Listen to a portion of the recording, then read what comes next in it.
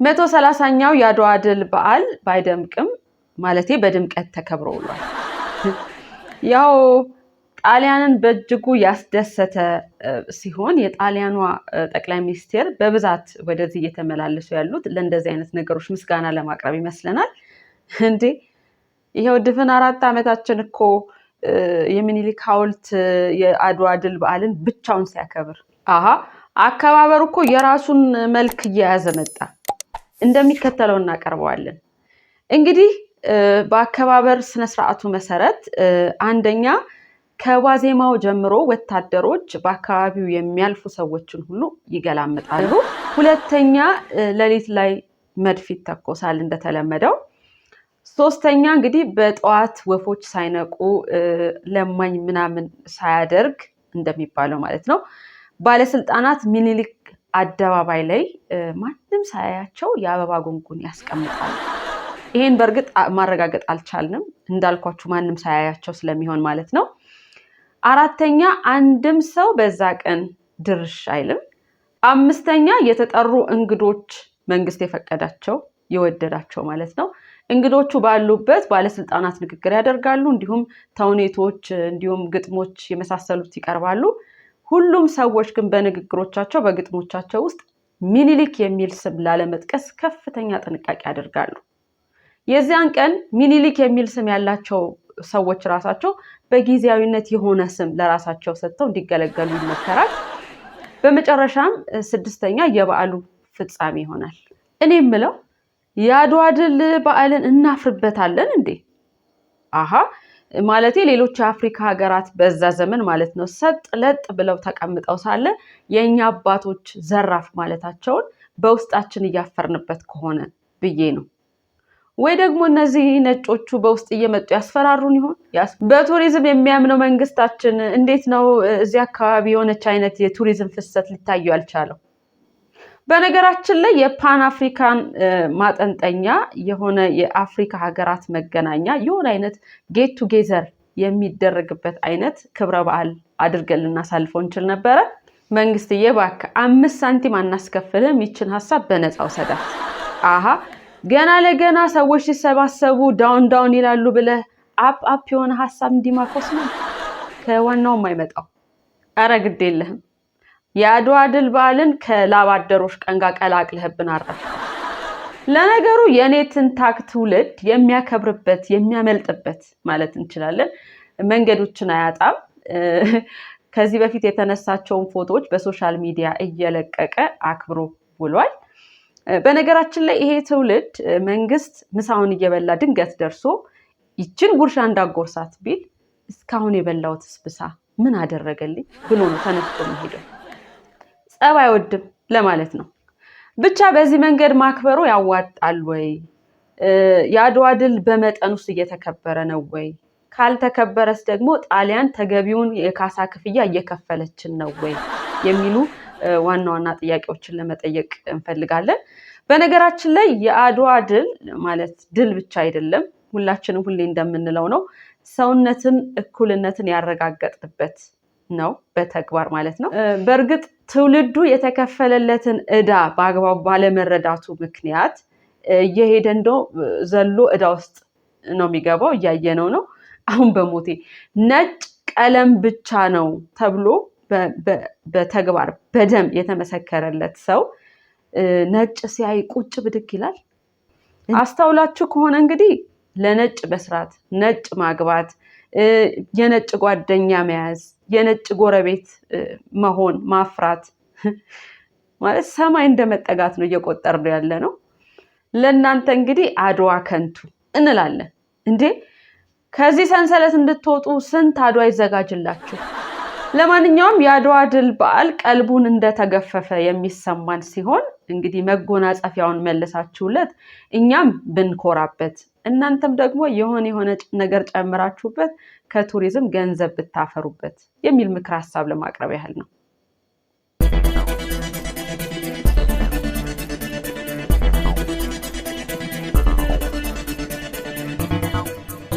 ኢዜማ በመጪው ምርጫ ያሸንፋል ማለት ቢከብድም የቲክቶክ ክሬቲቭ አዋርድን እንደሚያሸንፍ አብዛኞቹ ሰዎች ከወዲሁ እየተነበዩ ነው። እንዴ በኮሜዲ ትላላችሁ፣ በትራጀዲ ትላላችሁ። ትራጆ ኮሜዲ ራሱ አልቀራቸውም። አብይ ፕሬዝዳንት እንዲሆን እጩ የቀረበውን ሰከንድ የሚያደርግ ሰው ካለ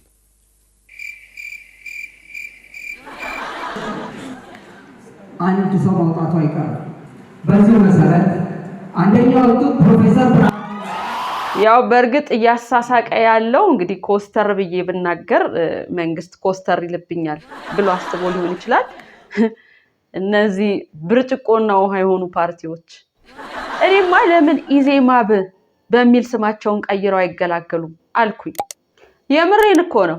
አሁን አንደኛው እጩ ተወዳዳሪያቸው ቀን ቢሮአቸው ለሰራተኞቻቸው ከብልጽግና ጋር ወደፊት ብልጽግና የያዘው አቅጣጫ ምናምን የሚል ስልጠና ወይም ስብሰባ ሲመሩ ቆይተው ከዛ ኮታቸውንም ሳይቀይሩ ማታ ደግሞ ከብልጽግና ጋር ክርክር ለመቆም ቴሌቪዥን ጣቢያ ሄዳሉ። ወየቢሮ ወየመድረኩ እኮ ውሸት ነው እያሉን ነው እግረ መንገዱ።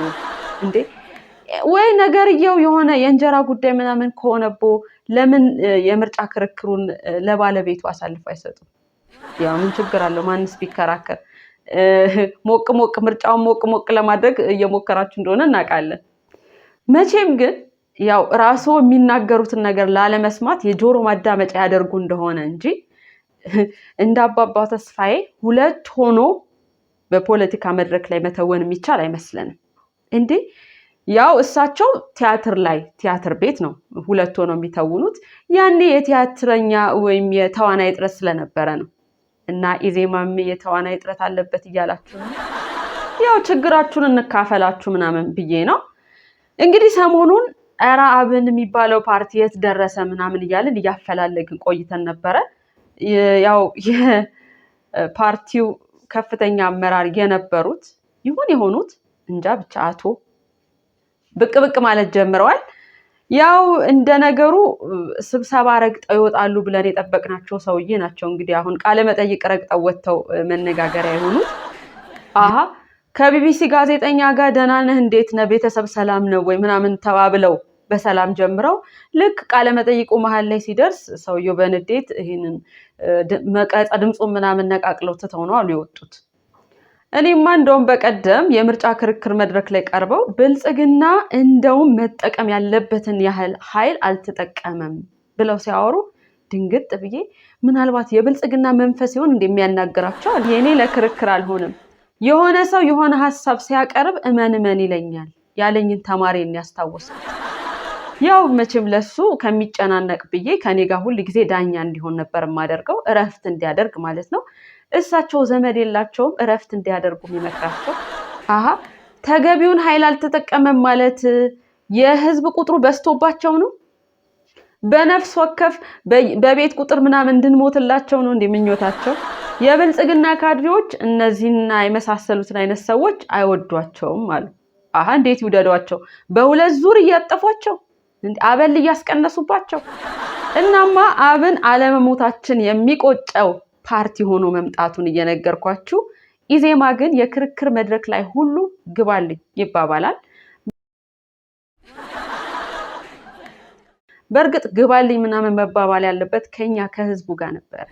በነገራችን ላይ ብልጽግናና ኢዜማ እጩ ሁሉ ይዋዋሳሉ አሉ። ማለት ያው ኢዜማ የእጩና የአባላት እጥረት እንዳለበት መቼም ይታወቃል። ኢዜማ እጁ ሲያጥር ብልጽግና እነሆ በቃ ከሌን ተጠቀሙበትና ማታ ደግሞ እኔ ተጠቀምበታለሁ ምናምን ይባባላሉ አሉ። ያው ሰውም ክርክሩን የሚመለከተው የዘይትን 2000 መግባት እያሰላሰለ ሲሆን እዛ ጋር የሆነ ክራቫት ለብሶ ምናምን የቆመ ሰው እንጂ ማን እንደሆነ የሚለይ አይመስለኝም። ለማንኛውም ኢዜማ ይሄን ሁሉ ዘመን ቆይቶ ያለማሸነፍ ምሳሌ ከሚሆን ለቲክቶክ ክሬቲቭ አዋርዱን ቢሆን የሚያደርገውን ተጋድሎ ሳናደንቅ አናልፍም ለማለት ነው።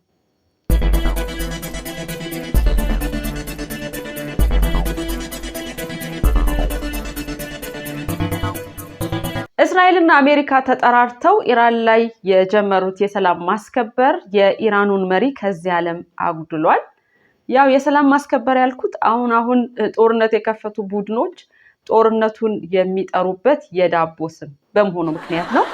እኔ የምለው ግን የሰላም ማስከበር ስላላችሁት የሟቾች ቁጥር ይቀንሳል?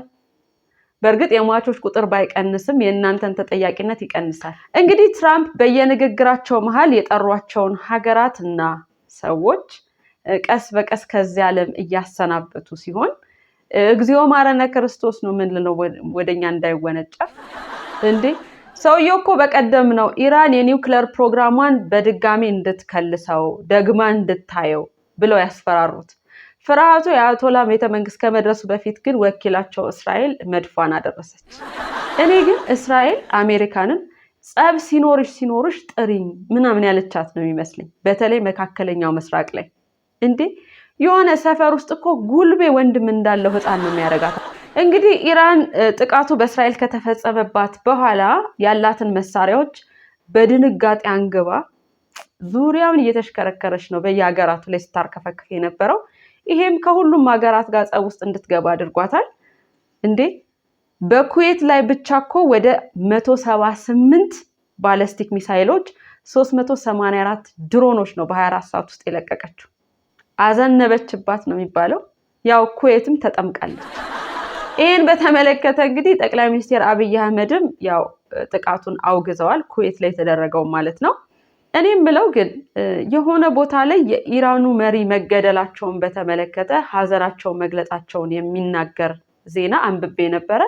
ከዛ ደግሞ የሆነ ገጽ ላይ ፋክት ቼክ አድርገናል፣ በፍጹም ሀዘናቸውን አልገለጹም፣ ይሄ ዜና ውሸት ነው የሚል ነገር አነበብን።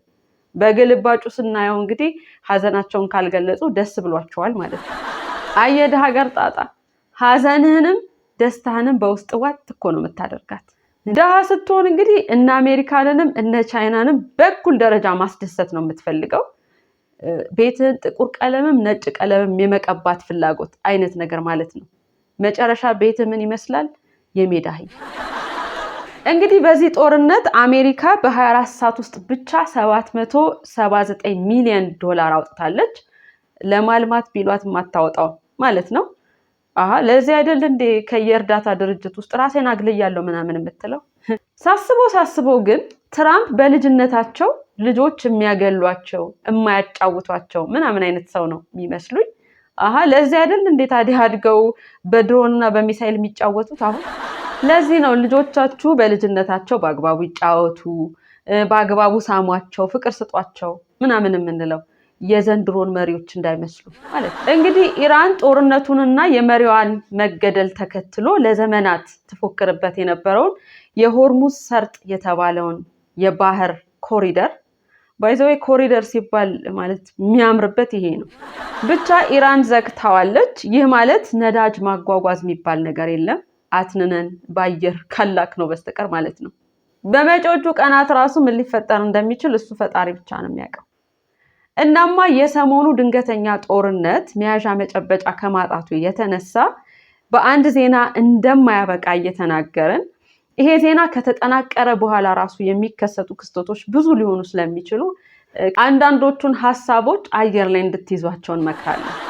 መራር የሆኑ ዜናዎችን ፈገግ እንድትሉባቸው የሚያደርጋችሁ በብቸኝነት ነጋሪ ሚዲያ በዜና በፈገግታ ነው። ሁሌም እንደምንለው ፈገግታችንን አይንሳን። ሁሌም እንደምንለው ደግሞ ቤተሰቦቻችን እንዲበዙ ፈገግታችንን ሌሎች እንዲካፈሉ ላይክ፣ ሼር፣ ሰብስክራይብ አድርጉ፣ ኮሜንት አድርጉልን።